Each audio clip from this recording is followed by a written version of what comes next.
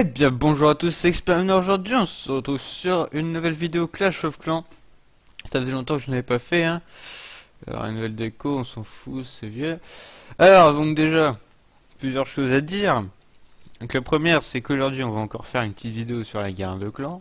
Parce que j'aime bien faire des vidéos sur la guerre de clans tout simplement. Mais on va pas faire que ça. Je ferai deux autres vidéos, mais bon on s'en fout. On va faire que ça, déjà on va pouvoir remarquer un truc. Alors Supercell, je sais pas qui c'est qui a fait ça. Donc j'en veux à personne. Mais le prix de gemmes a encore augmenté, hein, donc est passé à 10% supplémentaire. Voilà, donc la poignée de gemmes, 80 gemmes, est passée à 1,9€ alors qu'elle était à 99 centimes. Alors je veux bien, mais bon, il y a un moment où il faut s'arrêter quoi. Ça fait qu'on peut acheter 10% de moins. On peut acheter 10% de moins avec la même somme. Et par exemple, même pas, ça veut même pas dire ça, on peut acheter encore, c'est compliqué quoi, c'est de l'inflation ça. Là, on est en train de subir l'augmentation des prix, c'est l'inflation.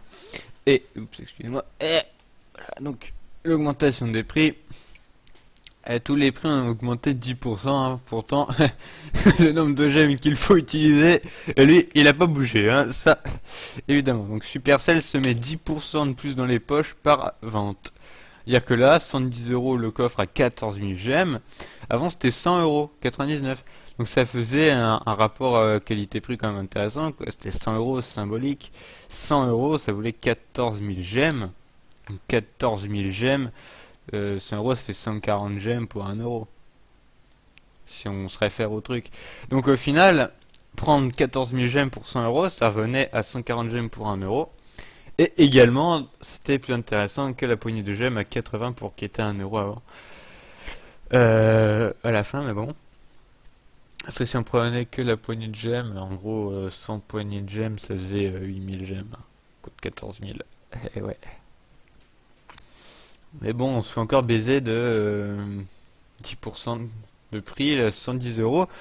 Ah ouais, hein, quelqu'un qui avait prévu 100€ de faire un pack opening, enfin là de faire du coup une augmentation de ses bâtiments pour 14 000, pour 14 000 gemmes, bah ouais, bah oui, évidemment, bah il pourra pas les faire, hein. Bah non, parce qu'il faudra 10€ de plus, il faudra 10% de plus. Donc 10% de plus pour au final faire la même chose, hein. C'est comme si tout ce que vous deviez acheter dans le commerce coûtait 10% de plus, quoi. Votre baguette de pain, elle est pas 90 centimes, elle passe à 1€, oui. Ils avaient déjà fait ça il y a 2 ans, hein, je tiens à préciser. Ils avaient déjà fait ça il y a 2 ans, c'est-à-dire qu'il y a 2 ans, ils avaient augmenté. Ils avaient même encore augmenté du coup de 10% les prix. Bon, sinon on va venir au jeu, au final. Là on va voir l'attaque que j'ai réalisée sur le numéro 1, donc 1 contre 1 quoi. En bouliste. C'est un village à bouliste, ça c'est un village à bouliste, hein, clairement. Pourquoi? C'est un village à bouliste, tout simplement parce que ça tourne et que les boulistes c'est quelque chose qui ne tourne en général pas. Donc la petite technique de guérisseuse 4 boulistes, ça rend les boulistes invincibles sur une seule défense. Je tiens à le préciser. Sur une défense seule, hein, les boulistes ne mourront pas. On peut voir ici que le canon ne peut tuer les boulistes. Contrairement, s'ils étaient deux, par contre, ça suffirait à tuer les boulistes. Donc ensuite, géant dans le château de clan. Donc 7 géants, 6 là pour ma part. Les guérisseuses derrière les géants et tous les boulistes derrière les géants, encore une fois, plus les héros évidemment. Premier sort de saut pour aller à l'intérieur même du village. Donc voilà. Ensuite, on laisse la TDE. J'aurais peut-être dû geler celle-là plutôt que de geler celle-là. Mon roi est mort. Très tôt dans la partie, c'est dommage. Heureusement, les guérisseuses sont toujours là, mais le problème, c'est que la deuxième tour d'enfer était très bien placée, c'est-à-dire qu'elle était opposée les unes aux autres, donc mes boulistes n'ont pas eu de quoi en faire leur festin, et malheureusement, ils sont morts. Je vais mettre en x2, mais sorts de poison n'ont pas servi, car il n'avait pas de château de clan, ça c'est très important à préciser. Si vous avez un château de clan, l'attaque est plus compliquée, parce que les boulistes, bah, c'est pas des pros pour défoncer les châteaux de clan, il n'y a que votre reine qui peut le faire. Donc là, la reine qui va continuer en fait, on va voir, je vais mettre en x4, la reine qui va continuer, qui va gratter avec ses 3 guérisseuses derrière. Bon là, il y a 3 défenses qui commencent à prendre cher. Bombe géante, ça n'a pas arrangé le truc. Et voilà, la reine meurt à 89%. Le village a été détruit à 89%. C'était pas mal comme attaque, hein, je vais pas dire que c'était nul. Tiens, on en regardé lui. Sinon, on va regarder ce replay HDV 7 contre HDV 8 nul. Donc HDV 8 pas maxé.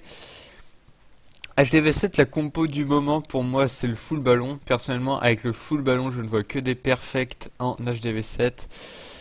Donc ici, on enlève le propulseur d'air en première partie. Si on peut, hein, si on ne peut pas, on attaque dos au propulseur, c'est bien plus conseillé.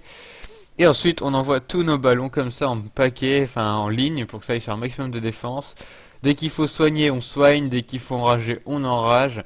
Le but, c'est de prendre un maximum de défense. Et de toute façon, il restera 7 ballons pour clean la fin, même avec beaucoup de bâtiments. Cette technique marche que sur HDV7 contre HDV7. HDV7 contre HDV8, ça ne marche pas. Ou du moins c'est plus compliqué car les HDV8 ils ont des gros anti-aériennes que les HDV7 n'ont pas. En attaque ils ont que des petits ballons, hein, faut pas se mentir. Bon, par contre je suis vraiment vénère pour les 10% de gemmes en plus. J'espère qu'ils vont régler le problème, enfin à mon avis non, hein, c'est définitif, c'est définitif. Ça m'énerve, je vais vous faire une vidéo annonce juste après. Qui a le 5 à taper. Je regarde, normalement on devrait pouvoir le voir en direct. Ok, on peut le voir en direct dans quelques minutes, dans exactement 3 minutes. Non, on va aller plus vite, on va aller plus vite. On va aller plus vite, ne vous inquiétez pas, je vais finir ça plus vite. Hop. Donc, on va faire attaque contre le 5, il me semble. Je ne dis pas de bêtises, oui. Contre le 5, donc ça risque d'être pas une partie de plaisir. Parce que le numéro 5, bah, il faut casser sa reine et ensuite on attaque par le haut. Je pense que ça devrait aller. Ça devrait aller. De toute façon, si ça ne va pas... en fait, j'ai déjà de quoi régler le problème si ça ne va pas. Donc là, c'est parti. J'ai fait la request, la demande. C'est parti. Numéro 5. Alors on va vider le château de clan en premier évidemment. Zut, il me manque rien du tout. C'est bon. Allez, c'est parti. À l'attaque. À l'attaque, à l'attaque, à l'attaque. Il faut vider le château de clan en premier. Toujours vider le château de clan quand on attaque en ballon comme je suis en train de le faire, vous savez. Non mais parce que c'est vrai, hein, on oublie souvent les ballons. Ouais. Non mais les ballons c'est très important. S'il y a un château de clan, c'est quasiment mort. Hein. Si le château de clan a survécu, vos ballons ils vont prendre tellement cher à cause ici d'un dragon. Donc je suis en dézoom maximum.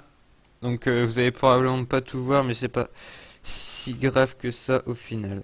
Il faudrait que j'attire la reine un peu. Là, si on pouvait attirer la reine. Ok, donc la reine elle tombe. Je sais pas si vous le voyez, mais moi je le vois très bien.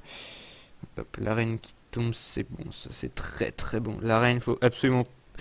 La reine c'est pareil, hein, faut pas qu'elle tombe non plus. Si elle tombe, on commence à s'inquiéter, hein, vraiment. Parce que c'est le cœur un peu, je vais dire une ânerie. Et c'est le cœur de l'attaque, c'est la reine, hein, clairement. Ici, on va soigner le centre, si vous ne voyez pas encore, vous, normalement. Zut, j'ai peur que ça ne passe pas. Ah, ça risque d'être short au niveau du temps. Je vais déjà commencer à déployer quelques gargouilles tout autour de la base. Si c'est bon, ça passe, c'est parfait. Ça va passer parce que là l'anti-aérienne est tombée, j'avais pas trop bien vu. Désolé si pour le commentaire, on va re-regarder la vidéo après pour que je vous explique bien comment. On fait un mobile, donc là c'est un mobile très classique, hein, vraiment il n'y a aucune technique au final, c'est juste on balance les ballons. Donc ça c'est conseillé seulement sur deux types de villages, hein, sur les villages plutôt pas maxés et sur les villages où les Archix ne sont pas en mode R, parce que les Archix en mode R, mine de rien, ça fait quand même du dégât, hein, ça fait vraiment du dégât, même si au final on s'en rend pas compte. On va regarder l'attaque, pas de soucis, on va regarder l'attaque. Donc on commence en x2 On vide le château de clan, donc éventuellement un cochon ou un ballon ici, ça revient au même. On attire le château de clan, donc on élimine le château de clan, on peut mettre sa reine, on peut mettre... Après, si on met la reine, faut être conscient quand même qu'on l'aura plus pour la suite, presque. Parce que si elle meurt, bon bah voilà quoi. Ensuite, on attire la reine si on peut, on l'élimine parce que la reine c'est vraiment quelque chose de très embêtant pour une attaque. Ici, on fait que les ballons vont vite pour aller au centre. Le molosse de niveau 3 dans le château de clan qui va tanker l'anti-aérienne jusqu'au bout.